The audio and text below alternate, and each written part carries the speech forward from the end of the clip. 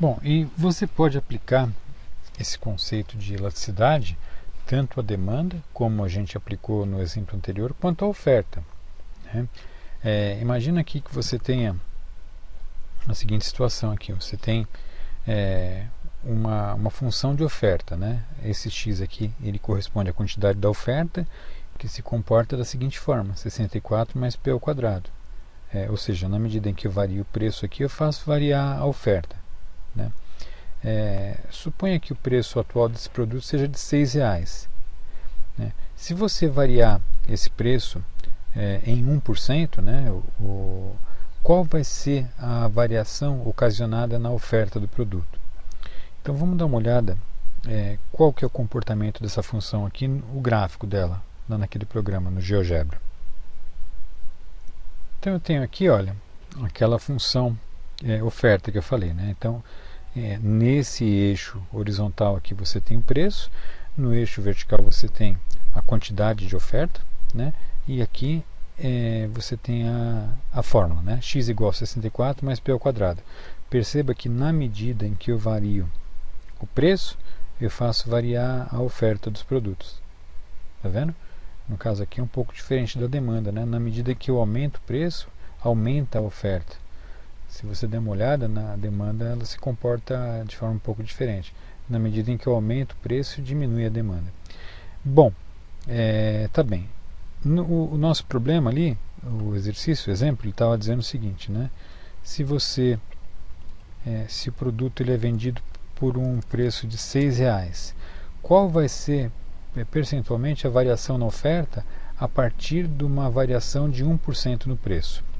Então vamos ver aqui como é que fica. Então veja, eu coloquei aqui tá uma ferramenta aqui também, se chama percentual da variação de preço, né?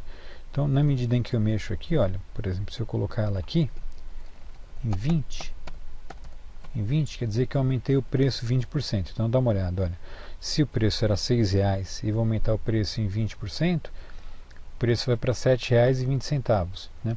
Isso fez com que a minha oferta aumentasse de R$100 para R$115,84, tá bem?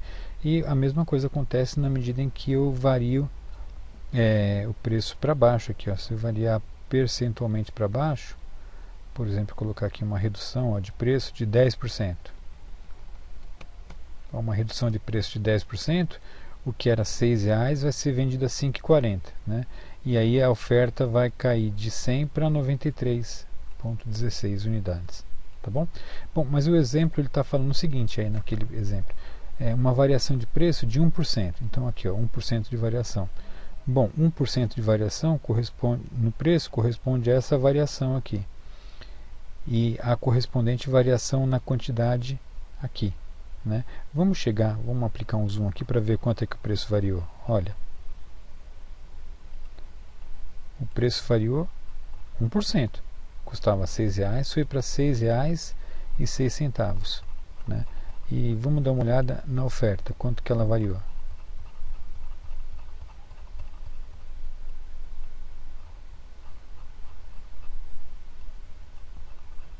Ó, a oferta ela era 100, foi para 100,72, né? Então ela variou 0,72%, tá bem? Variou em 0,72%, né? Tá, mas agora imagina que você tenha que estudar esse fenômeno aqui e não tem esse gráfico, né? Tem um jeito de a gente ver isso aqui usando aquele conceito de elasticidade, né? Você tem o preço atual. Lembra que a gente falou lá no problema aqui, olha, o preço atual era de R$6. Então se você tem um preço atual de R$6, qual vai ser a quantidade que corresponde a esse preço inicial de R$6?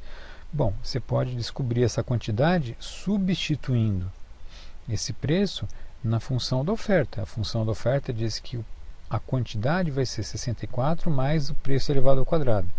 Então, se você substituir 6 aqui, você vai ter que a oferta vai dar 64 mais 36, né, que vai dar 100. Isso aqui, aquele conceito de elasticidade, você tem então que vai ser o preço inicial dividido pela quantidade inicial, vezes a derivada da função, no caso aqui, a função de oferta, né? Então eu tenho aqui, ó, o preço inicial, R$6, o preço, a quantidade inicial, R$100, a derivada da função oferta. Bom, a função oferta é essa daqui, ó, x é igual a 64 mais p ao quadrado. A derivada de 64 em relação a p é zero, a derivada de p ao quadrado em relação a p é 2p, tá vendo aqui? Né?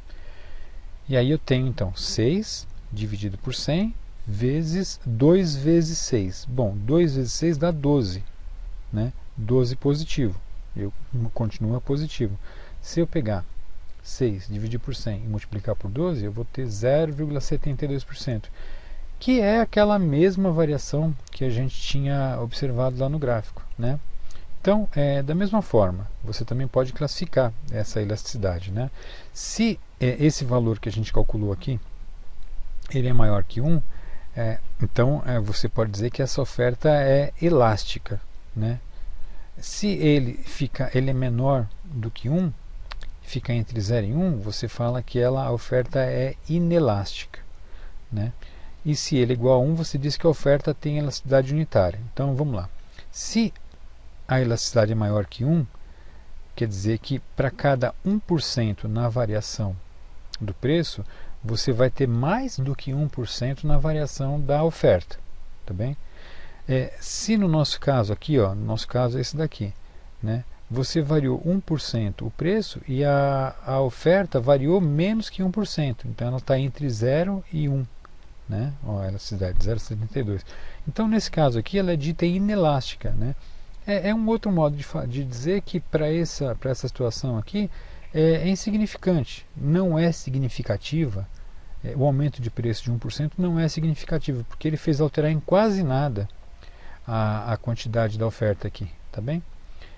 E esse último aqui, ele quer dizer que para cada 1% de aumento no preço vai corresponder a 1% de aumento na oferta do produto, tá bem? É isso.